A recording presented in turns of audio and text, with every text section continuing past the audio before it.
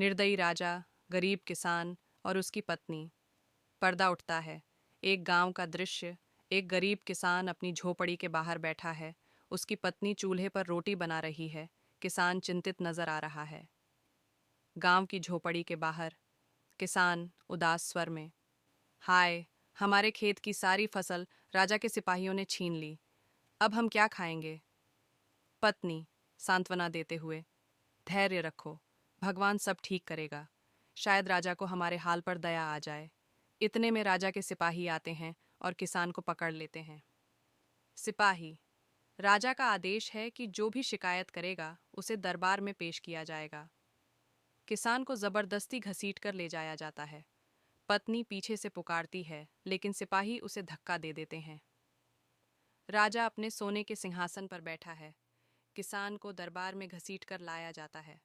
राजा कठोर स्वर में, तुमने हमारी सरकार के खिलाफ आवाज उठाने की हिम्मत कैसे की? किसान डरते हुए, महाराज, मैंने तो सिर्फ अपने हक की बात की थी। हमारी फसल छीन ली गई, हम भूख से मर रहे हैं। राजा जोर से हंसता है।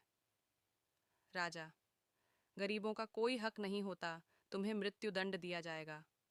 इसी दौरान राजा की बेटी राजकुमारी दरबार में प्रवेश करती है। राजकुमारी गुस्से में, पिताजी, अन्याय मत कीजिए। यह किसान निर्दोष है। अगर आपने इस पर अत्याचार किया तो जनता में विद्रोह भड़क उठेगा। राजा आश्चर्यचकित होकर, राजकुमारी, तुम्हें राजनीति की क्या समझ? राजकुमारी, मैं राजनीति नहीं, न्याय की बात कर रही हूँ। अगर आप गरीबों पर जुल्म करेंगे तो आपका राज्य कमजोर हो जाएगा। दरबार में सरगोशियां शुरू हो जाती हैं। राजा सोच में पड़ जाता है। राजा किसान की बेड़ियां खुलवाता है और उसे उसका खेत लौटाने का आदेश देता है।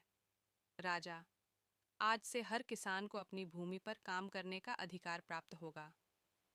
किसान और उसकी पत्नी प्रसन्न होकर राजा को आशीर्वाद देते हैं। दरबारी चकित रह जाते हैं, जबकि जनता खुशी से झूम उठती है। पर्दा गिरता है। सीख।